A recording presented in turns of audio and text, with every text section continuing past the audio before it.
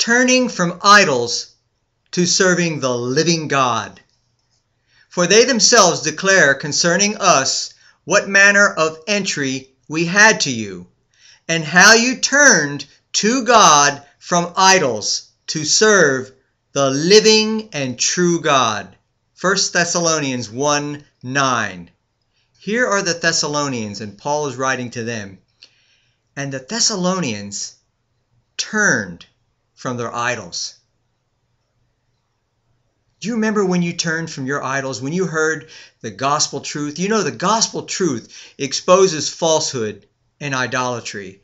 And when we first believed and you walked with the Lord, those idols had to go. I mean, do you remember when you turned to God and away from your idols? I mean, even today as maturing believers, these idols sneak in, they slip in. We find something that, we find that we begin to idolize the created more than the creator. And we are supposed to love the Lord with all our heart, our soul, our mind, and our strength.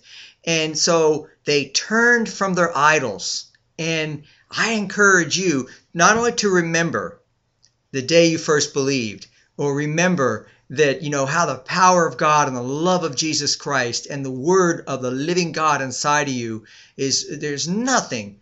These idols, when you really think about them, whatever it is that we attach affection to more than God, attention to, it could be anything. It could be money, cars, people, even ideologies, people that have a passion for a certain ideology or a certain, thing. It's almost like the people that worship the created, that is the earth, more than the earth creator. So it's like whatever it is, whatever the cause is, can be an idol. And so we have to do a heart check, a reality check with God to see where we are with these things.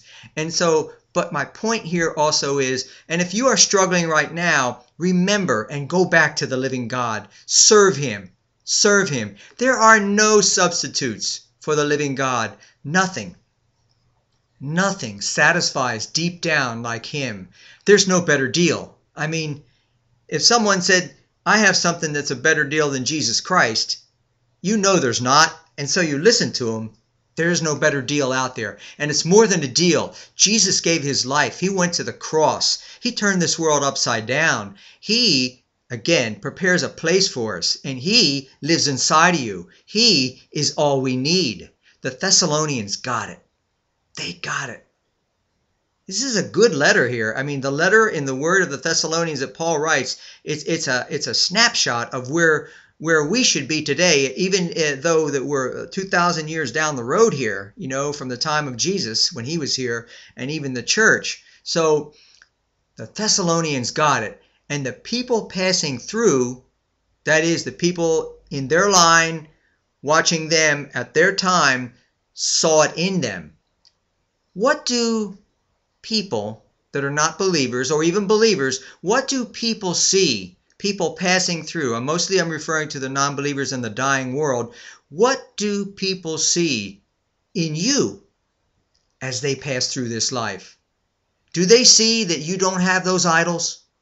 Do they see that you're different than them? Do they want to hunger or want to know about why you have this joy? What is this Holy Spirit? What is going on over here?